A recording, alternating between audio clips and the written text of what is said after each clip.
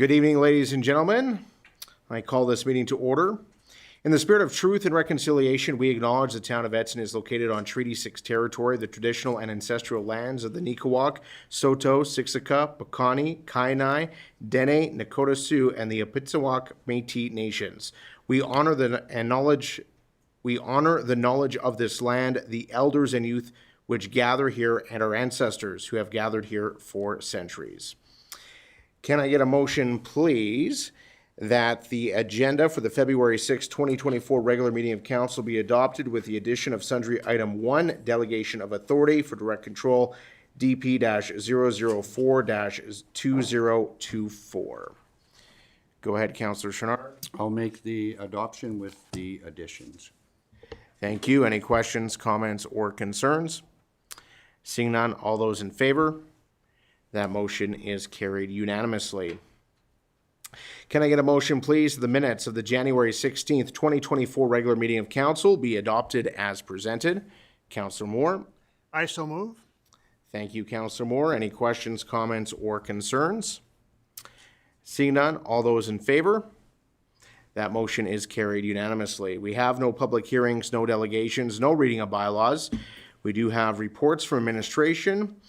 Can I get a motion, please, that council accept the 2023 TSI after action reports for information? Go ahead, Councillor Bevan. I'll make a motion that council accept the 2023 TSI after action reports for information. All right, thank you. And we are going to welcome Fire Chief Bradley Milton with us here this evening. Go ahead, Chief Milton. Thank you, Mr. Mayor. Thank you, Council. Here tonight is to present the after-action report for Fire 1, Fire 2, and the flood of this spring. I do have TSI. We have Mr. Kevin Lefebvre, Miss Carrie Holmes, and Mr. Corey Thomas from TSI to present at this time. And before you get into that, I think you have an introduction you'd like to do this evening as well. Yes, thank you, sir. I'd also like to introduce Cody Rosling from Drayton Valley, who's come to us for the Protective Services Manager. He is going to be looking after all of fire and enforcement for us. Welcome to the community, Cody. Great to have you on board.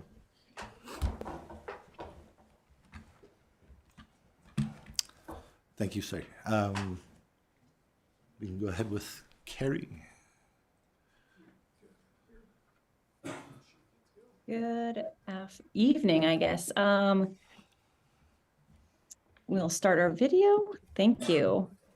Just wanted to confirm if you were pulling up our PowerPoint or if you'd like us to pull that up. I think we'd like them to pull it up if they can share this. If you could go ahead, Carrie, and pull that up, that'd be great. Absolutely, you bet.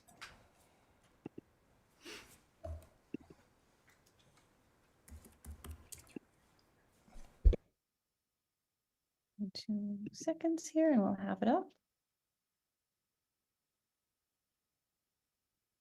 Let's do our screen share.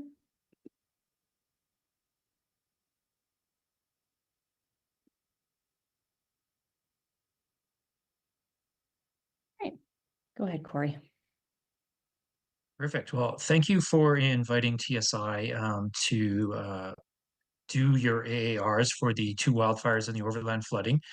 Tonight will be a brief overview of what some of those outcomes were from the AARs and what we found as an organization when we tackled doing those 2 wildfires and overland flooding. Brief introduction with the TSI team. Chief Milton already said, Mr. Kevin Lefebvre, Miss Carrie Holmes, and Mr. Corey Thomas, myself. So tonight's agenda will be the event overviews. So the 2023, the first wildfire, so the evacuation to Hinton, the second wildfire, the evacuation to Edmonton, and then the following flood.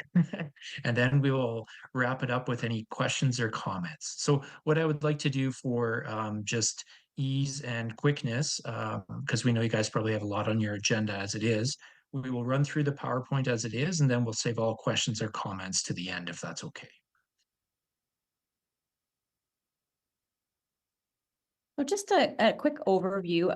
As with every municipality, there's always opportunities for improvement. We saw some great strengths as well out of Edson. This was a major event, and this was the first of 3. So we took a look at 8 areas for this after action. We looked at your activation, your functionality of the ECC.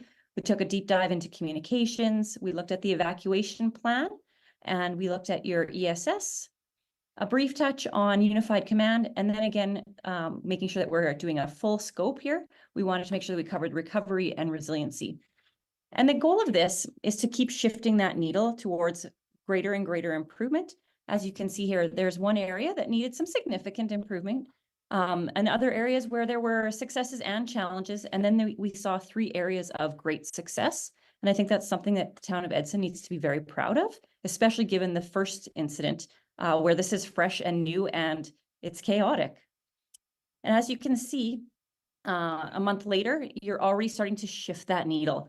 Your same areas are looked at, and we're starting to see a lot more of those challenges starting to shift into strengths. Really, that's critical to what we look for is, have you applied lessons learned? You didn't even need to have an after action review. You really didn't even have time to breathe. But the culture of your team shifted already to that concept of being willing to learn and adapt and improve. And I think that really speaks to the culture and the resiliency of your community as a whole. So a lot more strengths over here.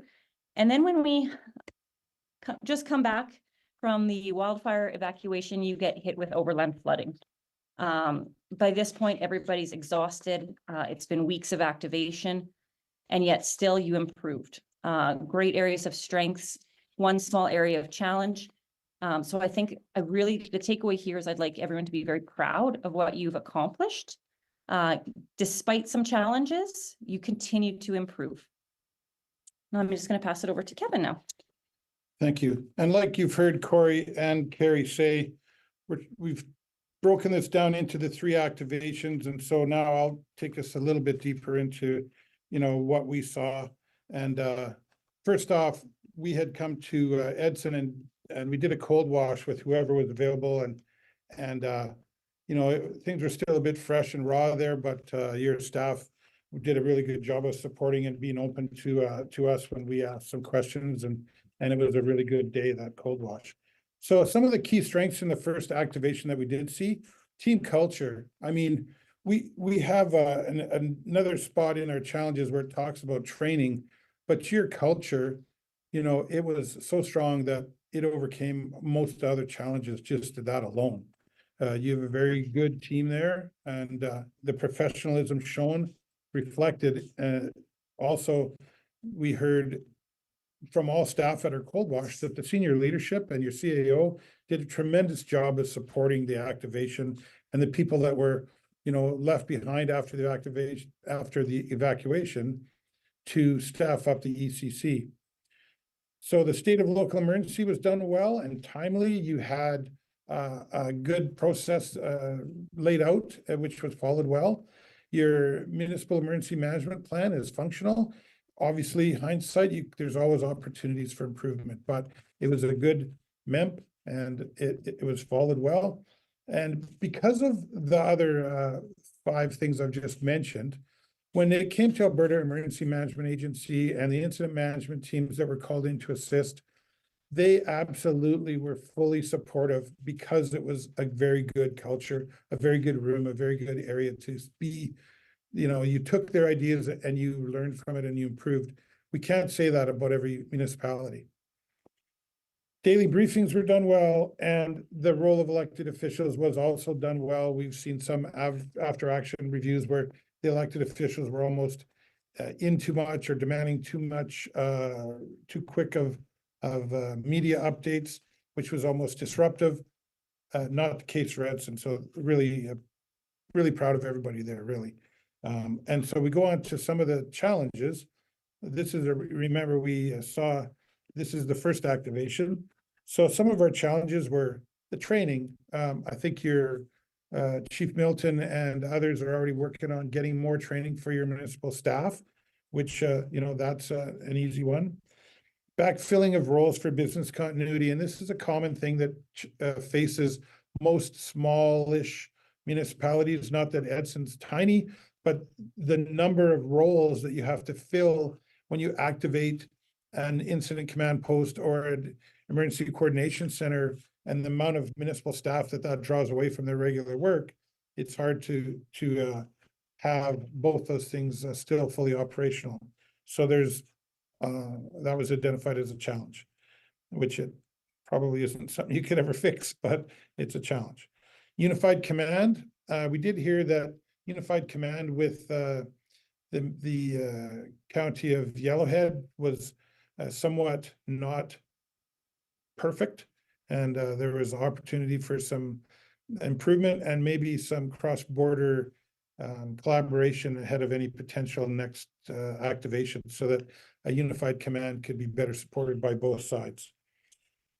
Tactical plans in your municipal emergency plan, there's always opportunity to learn and add annexes like, I think this is that first wildfire, but just tactical plans of how you're gonna treat critical infrastructure, like what are you gonna do if your hospital goes down? What are you gonna do if you lose power?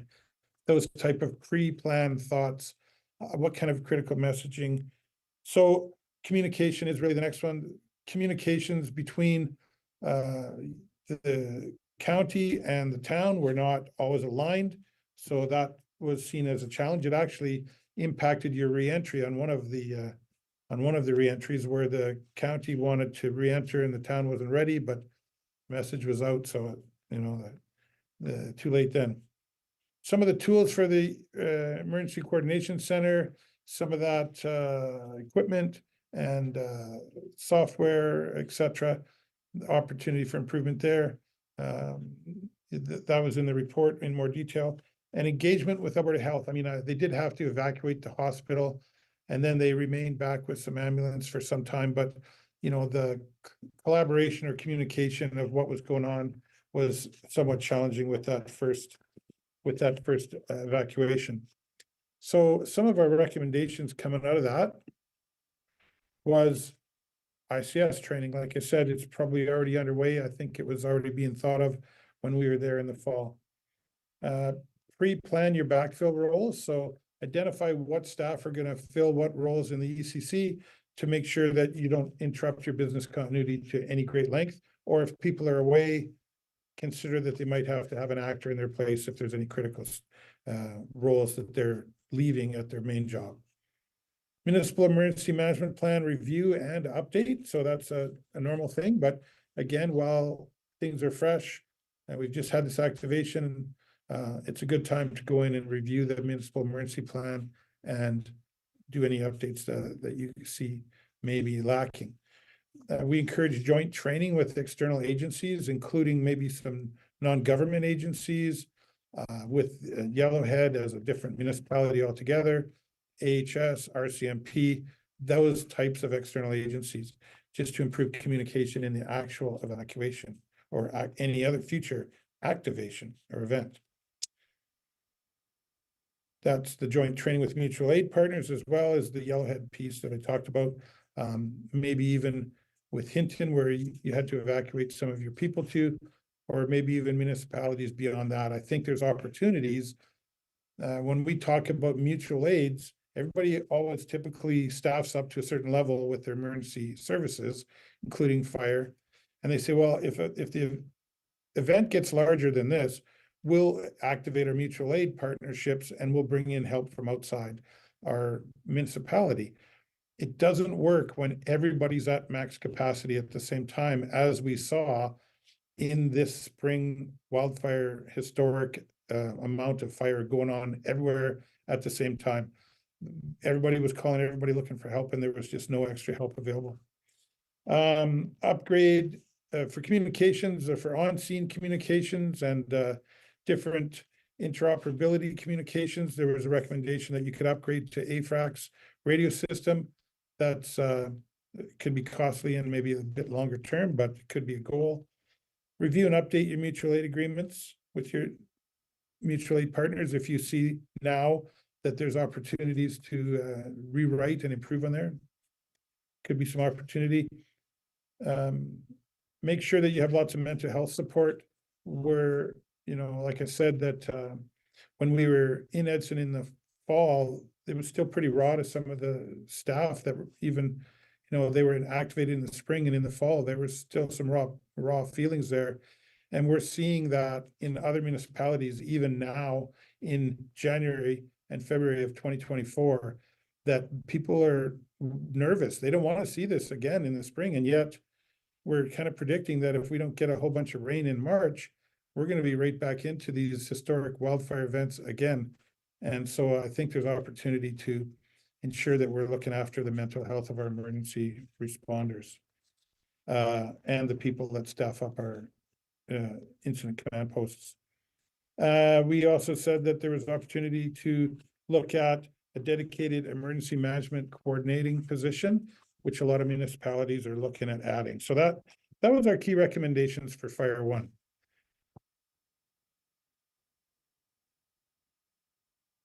Thanks. So I'll speak to when now, about a month later, you're in the same situation, but the fire's obviously coming much closer this time, and you have to evacuate this time to Edmonton.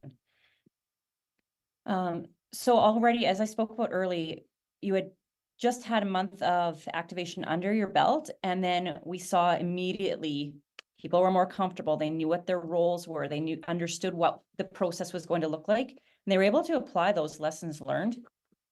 Because of that, they quickly identified that a staff coverage plan would be needed, both for in the ECC so that the shifts wouldn't be too long, and back in the municipal side, because business is still going on and there's still certain activities that have to happen. So that business continuity coverage was addressed as well. Relationships were better. People knew each other now.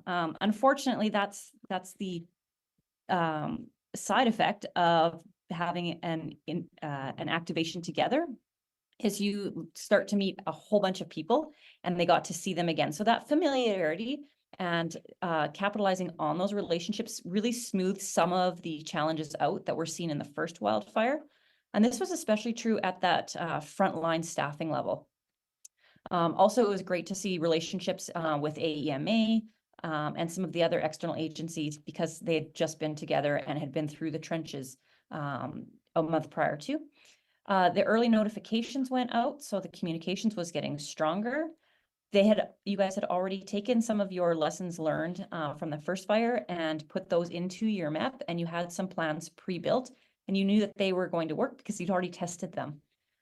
Your ECC now, everyone knew what they needed, so they had stocked up the tools and toolkits. They had their paperwork. They knew what forms they were filling out.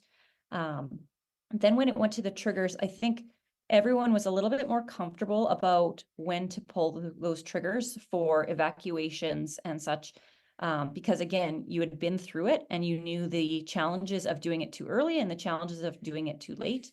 There was, again, exceptional mentoring coming from your regional IMTs and from Canada Task Force 2 this time, so out of Calgary. And again, it's that culture that you have created in the town of Edson that encouraged that mentorship. The IMTs were able to come in and support. They didn't have to take over. And that's really important and builds the confidence of your staff, and also builds their capacity and their capability and their maturity in responding.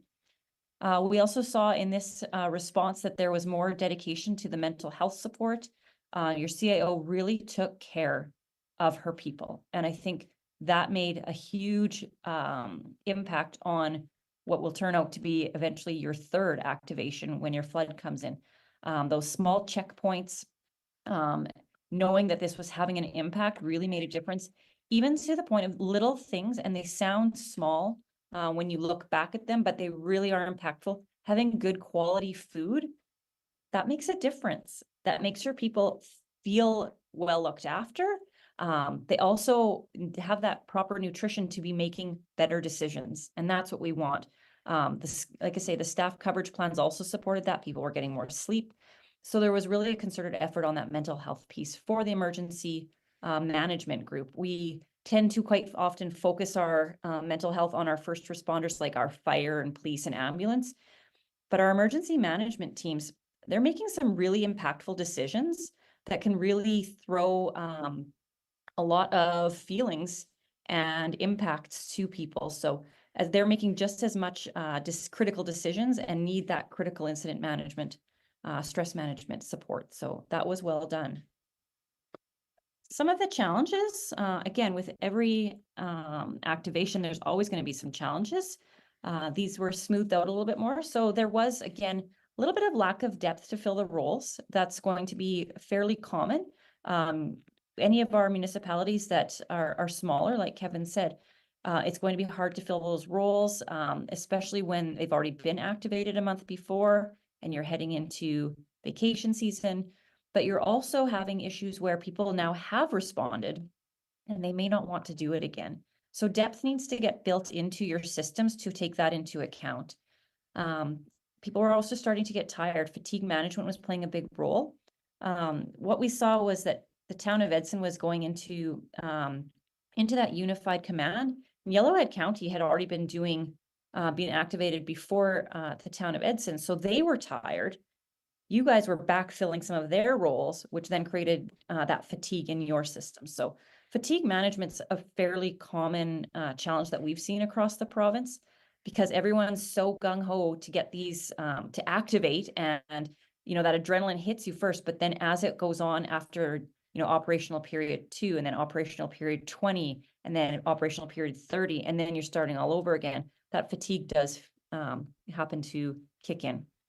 We're looking, there wasn't a lot of cross-border emergency management training, so that was a challenge because people still weren't quite used to working with one another, and processes on paper always look good until you test them out or they're activated. So opportunity there.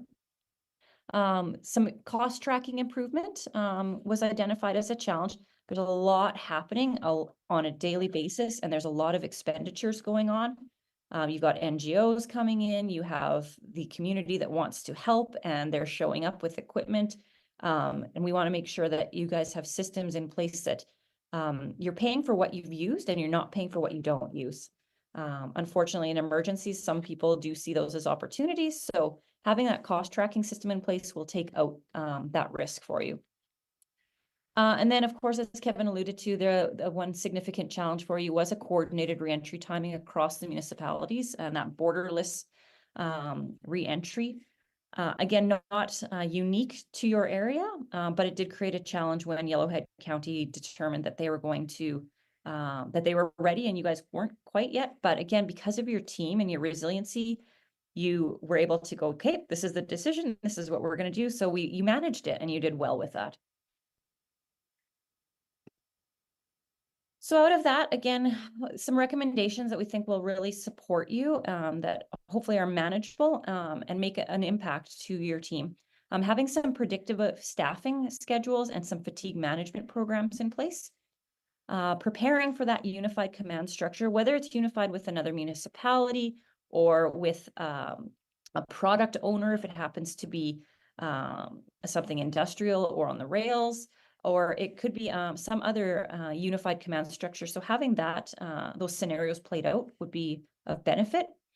Having pre-arranged and accurate and inclusive cost tracking. So having your contracts pre-planned, having open POs, knowing where you're getting your sourcing from for food and hotels and such like that, plus all of your equipment, getting that system set up ahead of time so it's ready to go.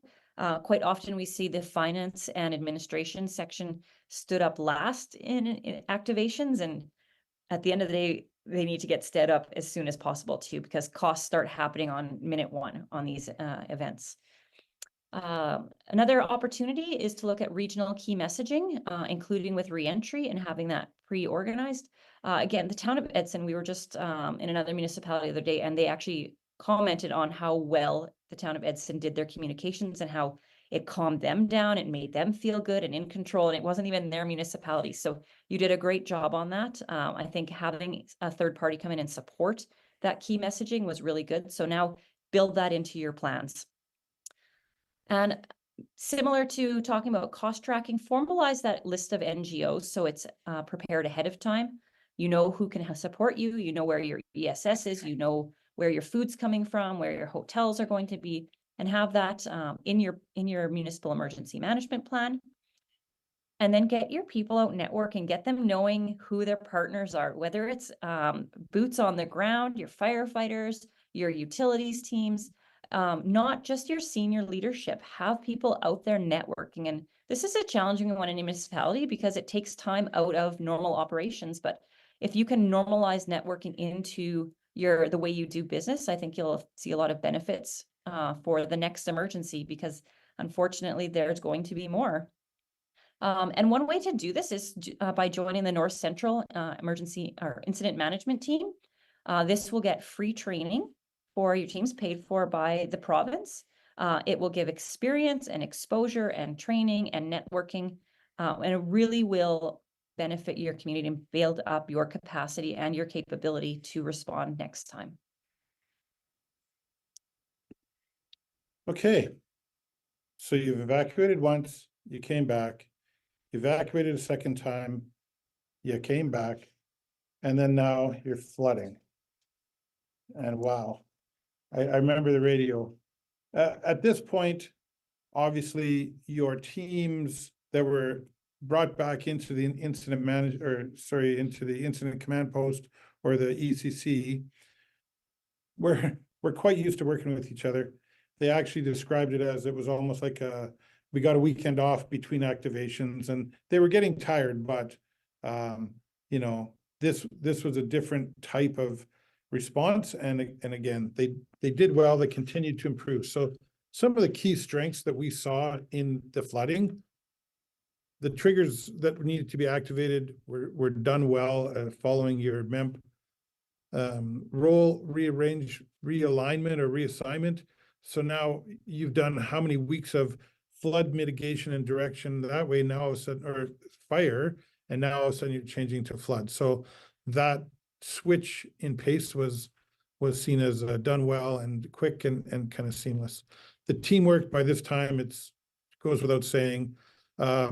I know, I think when you get into some of the ICS training and that North Central Incident Management Team, you do end up taking the training with people that are outside your own municipality.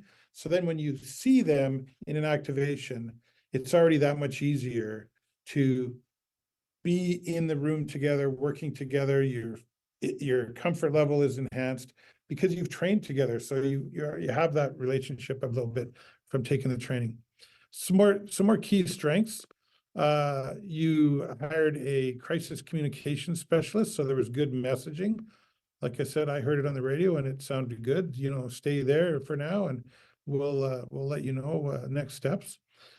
Real-time data to develop your plans. You had eyes on the scene, and you know, the flood was there. It created damage. It didn't wash the whole town away, and your messaging was on par. Support from senior leadership again, and the elected officials. Again, your support, unwavering, very supportive. It really did make all the staff that had to give up, whatever evenings or family time or planned holidays, it did make them want to work harder because they saw the support that was given by both those groups. So that was good on you. Return to normal operations pretty quickly now. The flood didn't last that long, and you got back into normal. Obviously, there was some ongoing damage, and I think CAO Beaveridge might have invested in a hovercraft now. I don't think she was really able to get to her house for a while. So damage assessment was ongoing when we were there, and obviously the DRP piece, because of your good tracking, you're probably well into the DRP like everybody else, and it won't be so much of a challenge because you had good records. So some of the challenge we saw with the flooding specific,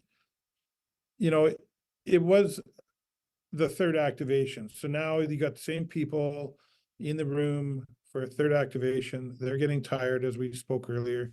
So that's probably not, you can't avoid that. And maybe you could have brought in more incident management people to give your people a bit of a rest. But this was over pretty quickly, really. Again, the lack of incident command training, your people did awesome in consideration of the fact that they had very little training. Even as a group, there was hardly any in the whole room. I mean, they did amazing. They learned on the fly, and they were proud of that too, just like we're proud of them. There was no flood pre-planning in your municipal emergency management plan, which there's an opportunity there, obviously. Critical infrastructure was not pre-identified. So the hospital, any utilities, water intakes, anything that you need to map all that out into the future to make sure that infrastructure gets extra attention. Because if your water intake goes down, now you're going to be out for longer. If you can't get your power back on, you're going to be out for longer. So that's one opportunity there. Real-time communication, again, like we said before, you did bring in the crisis comms person, but then, comms and the AFRAX radio system will all come together to afford you better information and more timely information. And you have a global information system capacity is limited. That can be expanded a little bit.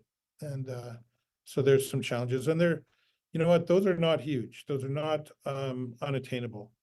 So some of our key recommendations: develop a training and exercise plan, and then get some tabletops in before. I mean, obviously, like Chief Milton and myself are probably on the same page as far as worrying about, practicing our rain dance ahead of April. If it doesn't rain a whole bunch in late March and early April, we're going to be in at least as bad, if not worse, of a wildfire situation this spring. And unfortunately, last spring's wildfire put us all so far behind that, and the way budget process works, we're going to do better in the spring of 2024. It's what you don't know that's going to overwhelm. I hope it does rain and all this is put into a closet for a few years before we have to use it. But being prepared for every type of eventuality is obviously the emergency management goal. It's all hazards approach. Identify crucial infrastructure. We've talked a little bit about that. Make sure your essential services are in place to deal with that critical infrastructure on its worst day. Business continuity plan. We talked about that with some of the other ones. You need to make sure that any crucial roles are backfilled if that person's going to be called away to staff up into an incident management team or for whatever reason. Formal partnerships to support your information system capacity. That's kind of speaks for itself. If you can't do it yourself, find somebody that can help you. Develop your non-government organization vendor list. We talked about that too. Edson's an oil field town. There's piles of infrastructure available. There's lots of hotels and restaurants. When it's evacuated, that makes it tougher. So now with that awareness, you can go develop that list of, if we need 1,000 meals, where are we getting them from? We need 100 beds. Where are these people going to sleep? So we need 10 dozers. So develop those lists ahead of the activation. And then when the POs are in place, you don't have to deal with it during the event. Pre-identify your culvert water flow chart calculations and sandbag inventory. That was something that you identified or your people identified as something that they could do and wasn't in place, but they've been talking about it for a year or two, but it needs to get done. ICS 300 training. So really I say ICS 300 or we say ICS 300 because Incident Command 100 is a couple hours online. 200, if you're going to go beyond that, you need that as an in-person training. But it's not till your ICS 300 when you really start learning about the functions of an incident command post and your role within that. And then you can go above that to ICS 400, position-specific training even, and on and on. And the more training you have, the better prepared you're going to be. And then with your municipal emergency management plan, there's opportunity to add an annex to deal with considerations ahead of any next overland flooding. And really, the flood happened, but if you look at after any large wildfire, like take BC, for example, after that fire, tons of rain came and washed out half the highways and bridges in BC. After all the large wildfires in California, all of a sudden, lots of roads flooding, lots of landslides in California. So we can almost predict that that might be a follow-up after a large wildland fire. So that's our presentation to you today. We just do want you to take away a big piece of this and for your staff to take away.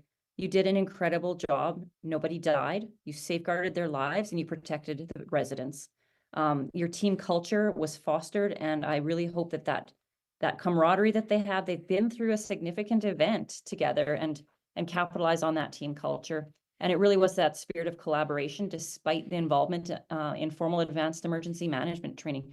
Despite the training, you still did an incredible job. So I want you to take pride in that and please pass that along to your staff as well. Yes, by all means.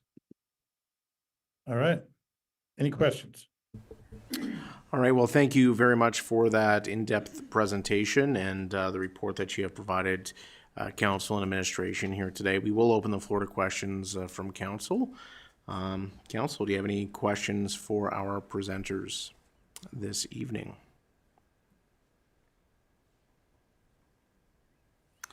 Go ahead, Councillor Taylor. Yeah, through the mayor to our presenters, not really a question, just a comment. Thank you for the thorough report and just highlighting some of the things to work on, but also highlighting the excellent work from our administration. And it was littered throughout this report, all three of them, of the work that they did, and it came up in the presentation tonight. I highlighted many passages within here talking about the work of our DEM and, of course, our CAO and our senior leadership team. And you mentioned here tonight the culture that's built. And I have to echo those things. It's those things that kept us thriving throughout those emergencies. So thank you for highlighting that in the reports. And I encourage anyone who hasn't read these to read it and sort of see the excellent work that our administration did. So thank you.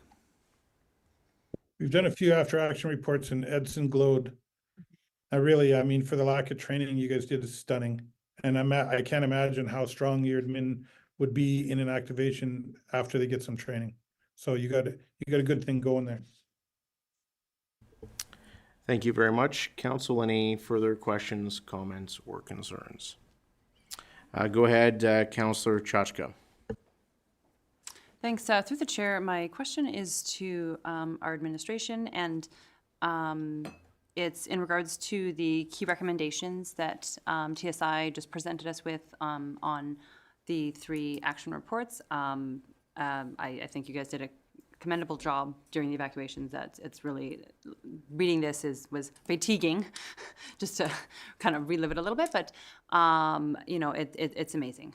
That was a lot. That was a lot that you guys went through. And you know, people are obviously quite worried about the next season going forward. And I'm just curious where we are with the recommendations that have been brought forward. And we'll hand things over to Chief Milton. Thank you through the chair to Councillor Chachka. With that, we have started actioning the recommendations that were made here. Some of these recommendations were also identified by us and by senior leadership earlier. So we have begun the process to do this. We are working on an implementation plan for all of the, I believe it was 81 recommendations total. So we are getting that done and working through that process. And that's going to be something we're going to bring back to council at a later date. All right, thank you. Councillor Chenard. Yes, I read through most of the report and I agree with the recommendations. The biggest one that stuck out for me is fatigue management. Like everything that went through it, we went through it all. Like my comment earlier was, Jesus, we hit 4 and 5. God, we did a wonderful job. But in all fairness, how do you train for this? Like we can do all the training in the world and everything's different. So that's my biggest thing is the fatigue management is the biggest one. Thank you through the chair to Councillor Chouinard. With that, yeah, you are very correct on that. Trying to balance the fatigue management side of it is extremely difficult. The intentions usually for most municipalities are to try to run a run an ECC for 24 hours. That's working on 12-hour shifts. When you sustain that for a week, 2 weeks, 3 weeks, 4 weeks, this can become a challenge. That's where the implementation of the North Central IMT, also with the new agreement that we've just joined for the Northwest agreement there, that's going to give us access to the Northwestern IMT as well. And then we just kind of keep pushing our training, building that depth within the organization that we can continue to staff for that longer run. Thank you. Councillor Taylor? Through the mayor to administration, one of the recommendations also within the report was talking about engagement with AHS and certainly evacuation of the hospital. We heard reports, like in both evacuations, that it was rushed and there were certainly some issues, right? Any updates in terms of communicating with AHS? And I understand the difficulties of dealing with a mega bureaucratic body like AHS. But we also have some excellent personnel within the hospital themselves, right? And whether or not it's within our interest to sort of deal directly with AHS or to try to deal with the managers who are within the hospital themselves in terms of something like this, just wondering about the engagement or conversations or if any work has been done in that area. I'll hand things over to CEO Beveridge. Thank you, Mr. Mayor. The mayor and I actually met with AHS, I think just before Christmas, if I believe. And one of the things to note is that each organization is required to have their own plan as well. This sort of situation was unprecedented for not only the town, but also the hospital. And understanding that they took a lot away from this as well, and they've worked on their plan. We're continuing conversations with them as far as how we can improve the strategy to support. Some of it is about early indication and letting them know early. I think that's one of the takeaways I recall very vividly, very early on in emergency number 1, just dealing with the responsibility of making those calls early with our liaison officer as well, just making sure, because as soon as we indicate to one organization in advance, then the rest of the community knows what we're intending with regards to an order. So not to cause panic and to make sure that we have, are timing our notifications correctly. So to that end, we are definitely working with them, but with them as well, they are working on their plan to also reflect some of the challenges that they were facing. Can I chime in there a little bit? Sure, go ahead. Through the chair, I wholeheartedly support what CEO Beveridge is saying, appreciating, and at the time you wouldn't know, but to evacuate 2 hospitals that are generally at 130% capacity and find beds and transport all these patients to other hospitals is an overwhelming task for AHS. They have never had to evacuate 2 hospitals at the same time with other hospitals being threatened. Yes, they're asking for more lead time. It may not be there. They may get less notice next time. So we can do what we can to try and be preemptive, but the reality is AHS in some situations you may not get more time. So I think part of their concern too, if I remember right, was the fact that the evacuation happened, then they were starting to bring people back, and if I'm not mistaken, they were a little bit confused there, but that's emergency management for you. So Thank you. And I think it's important to note, I think when you're talking about the hospital and evacuations in emergency 1, we didn't have the lead time we wanted. It was an escalating situation that happened quite quickly.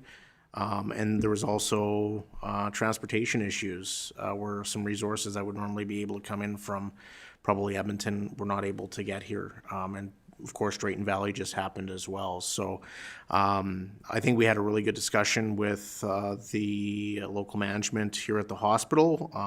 We all learned things. I'm incredibly proud of our staff who went down to the hospital and were loading seniors up into buses, and we had volunteers and all sorts of things.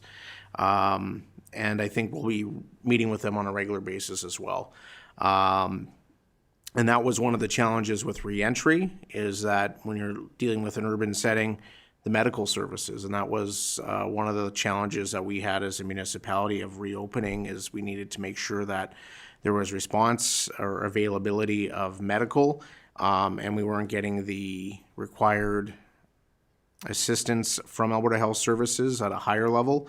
And that continues to be a concern today, and it should be a concern for every community in this province when it comes to EMS. And I would say the lack of responsiveness to community needs is quite challenging.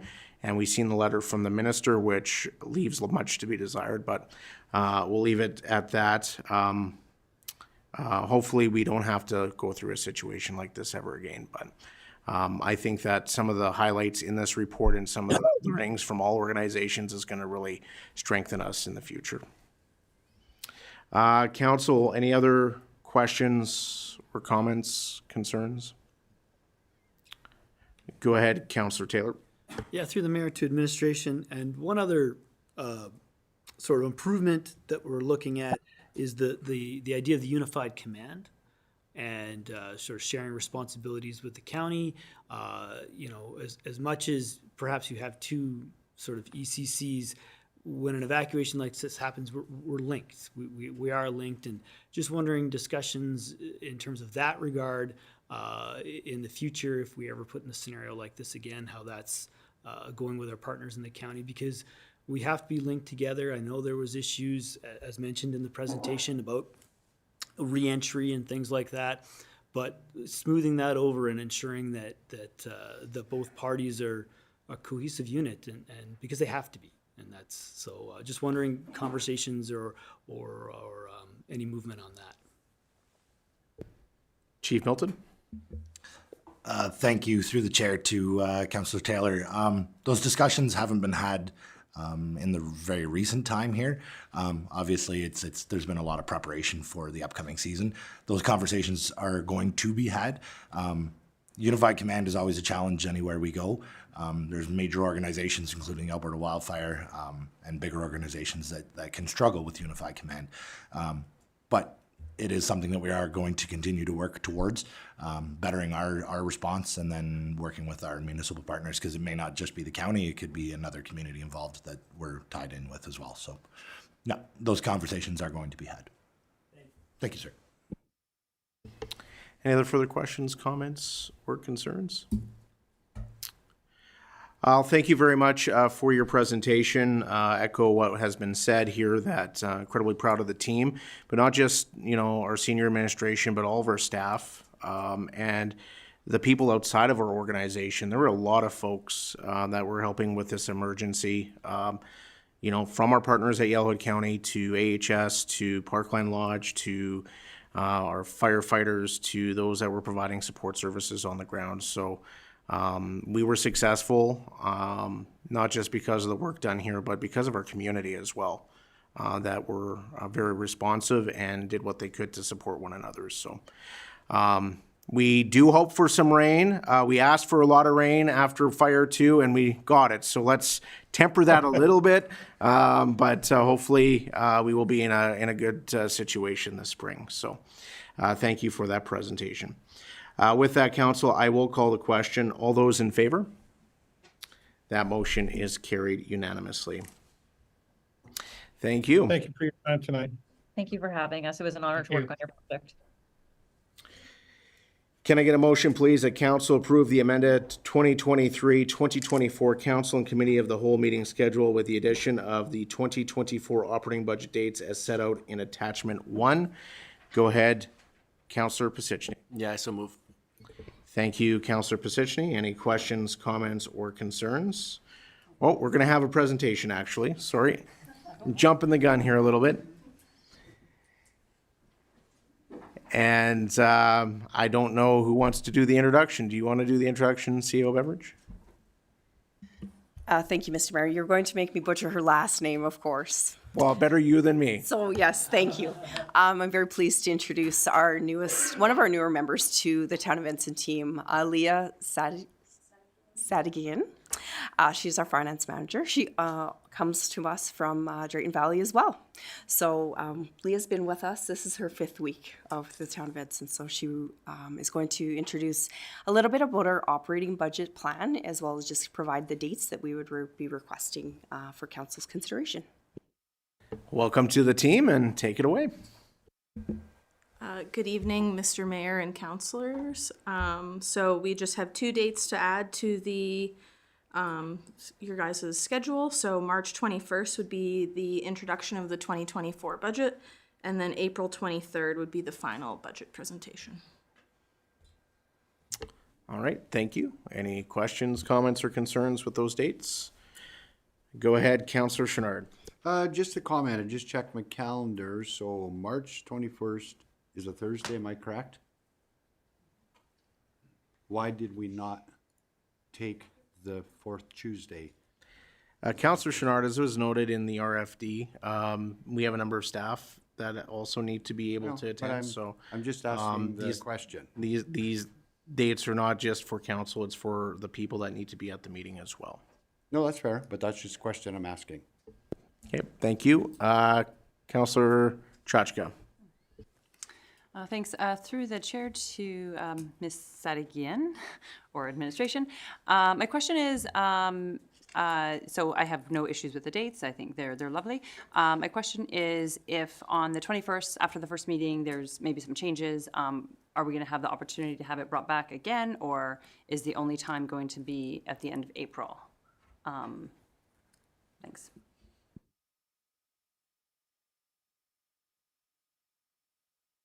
Go ahead, CEO Beveridge. Thank you, Mr. Mayor. Through to Councillor Chachka. So with the schedule that we've presented, essentially, if there are changes, and there likely will be, the budget presentation on the 23rd is when we would incorporate those changes. And that's why we have the budget meeting set for the 21st. So there is the opportunity to make some adjustments and giving some time. What's happened in past budget meetings, sometimes we don't leave enough time administratively to actually review the numbers and be able to bring back the information for council to be able to even consider for the final budget. I think we experienced that during the capital budget. We've experienced that in past. So we wanted to build enough time to be able to bring it back for consideration for council to potentially approve for April 23rd as well. Thank you. Council, any further questions, comments, or concerns? Seeing none, I will call the question. All those in favor? That motion is carried unanimously. Thank you.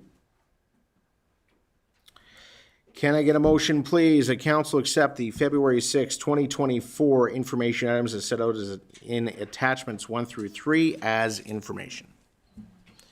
Councillor Chachka? I so move. All right, thank you. Any questions, comments, or concerns? Some pretty good-looking stats there. Nice to see the trends going down in a number of areas. And I believe that Staff Sergeant Delisle will be here in potentially next month or the following month to do a year-end report, as well as talk to council about policing priorities. And there is an open house coming up as well for the community to share that. So that information will be shared on town channels as well. I don't have the date right in front of me at this point in time. Do you have the date?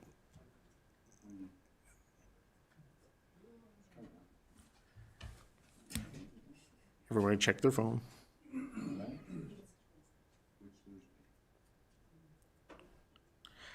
It is on February 22nd at 7 p.m. at the Edson Friendship Center for anybody that wants to attend. With that, I will call the question. All those in favor? That motion is carried unanimously, and we will move on to item I1. Can I get a motion, please, that council delegate the decision-making authority for the development permit number 004-2024 to the development officer for the placement of a sign on the direct control lot 1 through 6, block 10, plan 1494 AC. Councillor Taylor. I so move. You did a good job saying that, by the way. Thank you. And our development officer, Ms. Julia Darling, with us. Go ahead. Good evening, Mr. Mayor and Council. Thanks for allowing this item to be walked on. So the item before you, as requested, for council to delegate the decision-making authority, is just for the placement of a fascia sign on a building that already has some fascia signs within a direct control district. Council has previously seen these requests come through in areas that are still zoned direct control. In the RFD that's before you, we did outline that our new land use bylaw that's proposed, that you'll be reviewing on the 13th, I believe, kind of cleans some of that up so I don't get to come and visit you all the time. So the request this evening is to delegate that decision-making authority. Do you have any questions? Any questions, comments, concerns? Oh, Councillor Moore, go ahead. Thank you. Through the chair, will that make 2 signs then in total? No, actually, if you look at, and I did confirm this today, through the chair to Councillor Moore. If you look at the drawing, the first page, the sign relocation, I did call them the very end of my day to confirm it was a relocation from the front to the side, because in a lot of these instances, their version of relocation is actually relocating it from a closed store. So I did find out just before the end of the day that they're just moving the sign from the front to the side of the building. All right, thank you. Any other further questions, comments, or concerns? Seeing none, I will call the question. All those in favor? That motion is carried unanimously. Thank you very much. And I'll get you to turn off that microphone there, please. Council committee reports. We're going to go back to January the 16th. And today we will start with Councillor Chouinard. Are you picking on me because my ride shrunk? Okay, January 26th, I had Trans-Canada Highway meeting. I went to Edmonton for this. We discussed the membership and where it's important membership, some of our long ones, is for funding to keep our organization going. So it's going strong. The next one is lobbying for the charging stations. They're putting out Highway 16, wanting us to use it from Manitoba to BC, but we're going to put pressure on each one to get the charging stations in. We are still working on, we're close to a meeting with Alberta Transportation, so we will discuss some of Edson's stuff, as I already talked, when that comes. My next meeting was January 29th. It's my PAC meeting, so that's with the forestry, so West Fraser. West Fraser Hinton sold, and I can't pronounce the name, it's Monty, I believe it's pronounced correctly, bought the pulp mill in Hinton, which will be changes for the town of Hinton.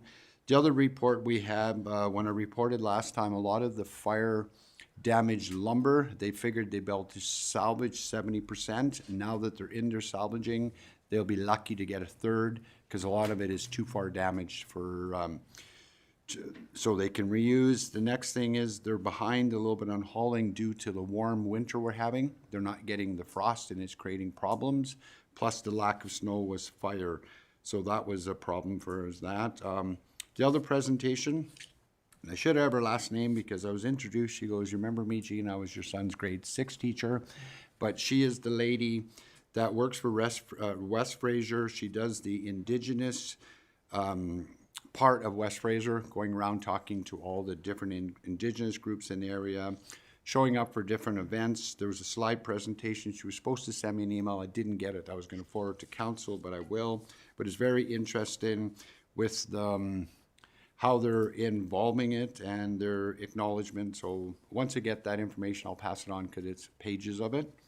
On January 30th, here we did the code of conduct. I'm going to call it training. It was a review, and that's it for my report. Thank you, Councillor. Thank you, Councillor Bevan. 16th council meeting, January 18th, I had a community futures meeting, and that is my report. All right, thank you very much. We are going to go now to Councillor Taylor. On January 17th, I attended a library board meeting where we welcomed some of our new members. And with the mayor's permission, I'd like to introduce one of our new members that is here tonight. Christy Williamson is here.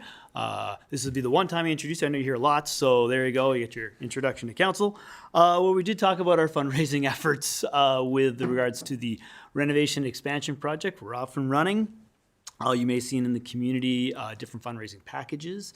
So I'm fundraising for, of course, the furnishings, the new furnishings within the new building. So really quick update on the renovations. They are going very, very well. You see in, of course, your reports, weekly reports, but a few change orders, but things are going well, and hopefully seeing a June-ish kind of opening, but we'll see as time goes on. So January 18th, I attended FCSS meeting. Again, I'd like to, with the mayor's permission, introduce one of our members, and that's our board chair, Diana Chomniak.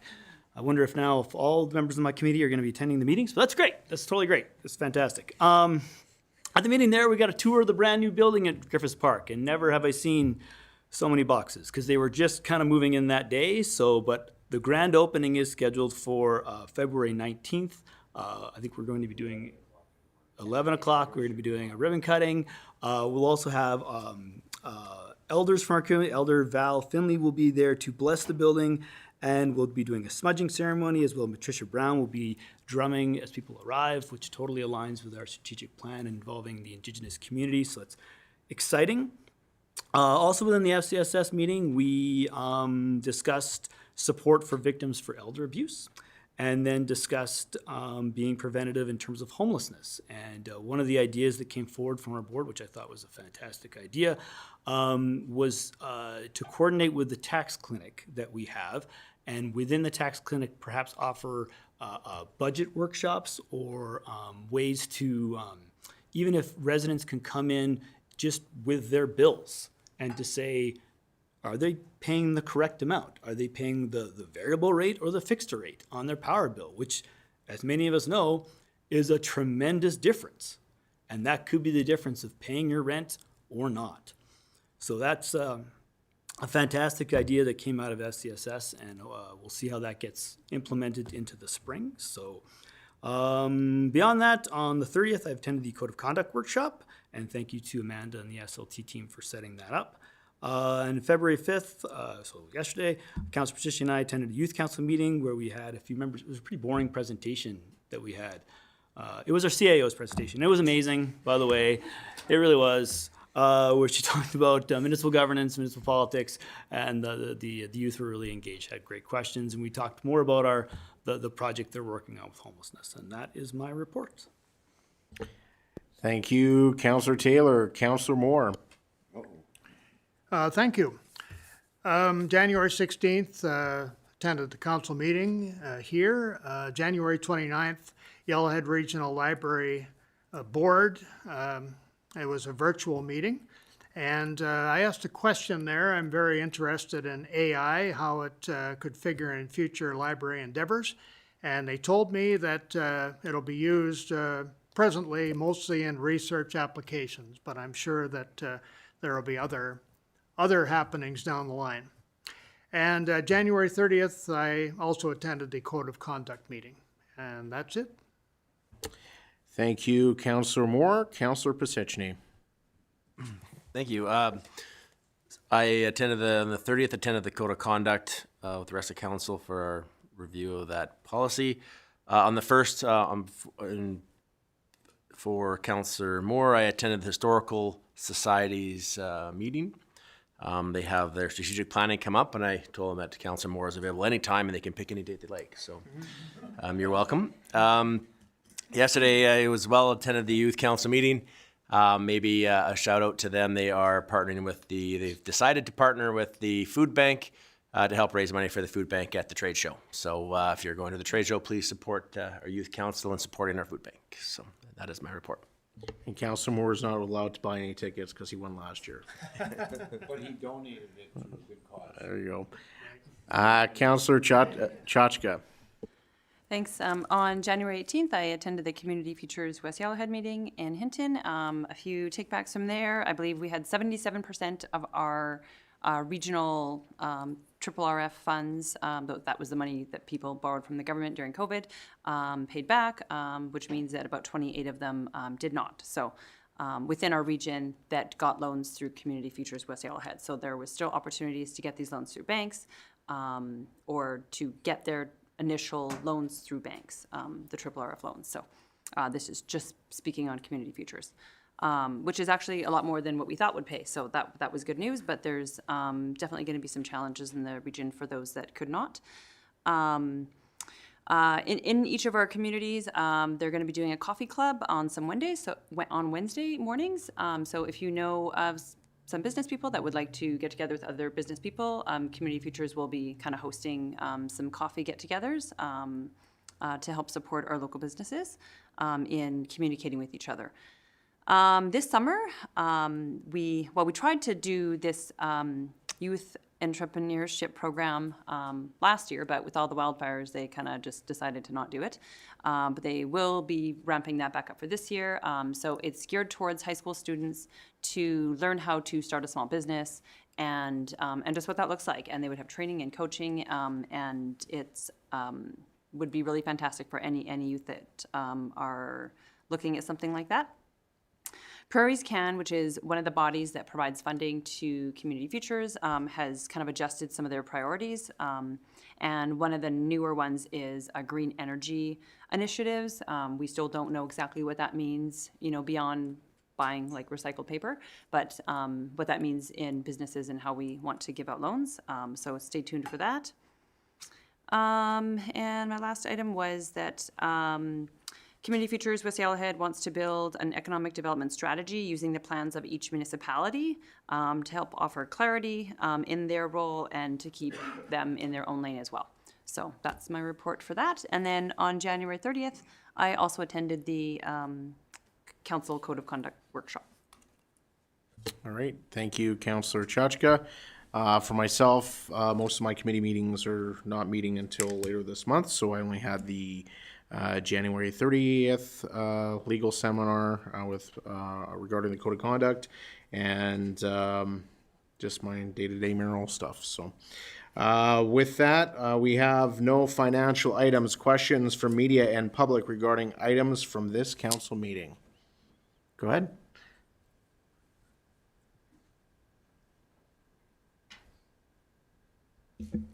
Hi, Diane Choniak, through the mayor to council. I'm not sure if you can answer this or not.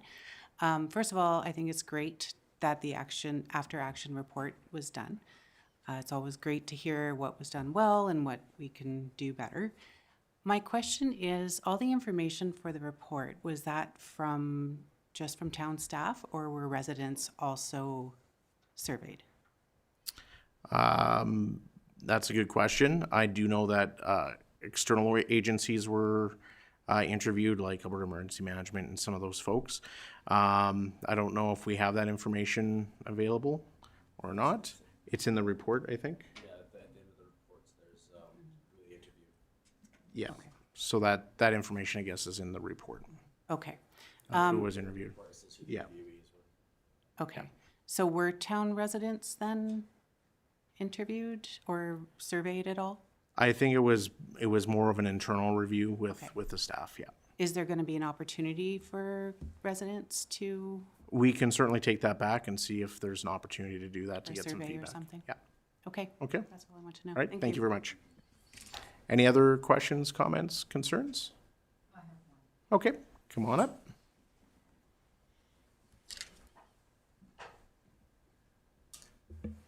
So good evening.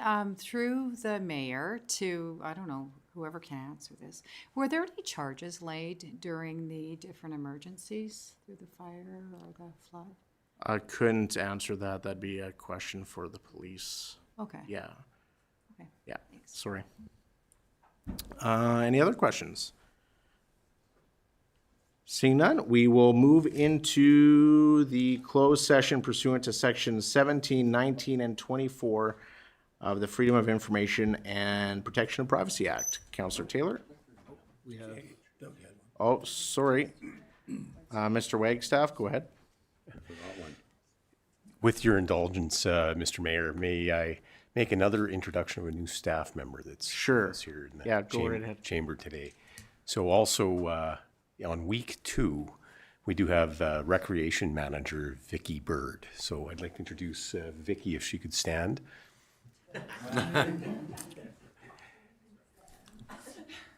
And she does come to us from Bonnyville. So I thought you were going to say yes, Great Valley. her and her family have relocated to Edson, and her husband is also employed in one of the larger industries in town as well. So welcome. Welcome aboard, and I know you had an interesting first week or two with us, so welcome. All right, I will take that motion now to go into the closed session. Go ahead, Councillor Moore. I move to go into camera. All right, thank you. Closed session.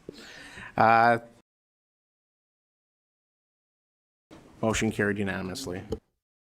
You have a motion coming out of closed session. Okay. Commissioner Nard, all those in favor? Motion carried. Thank you.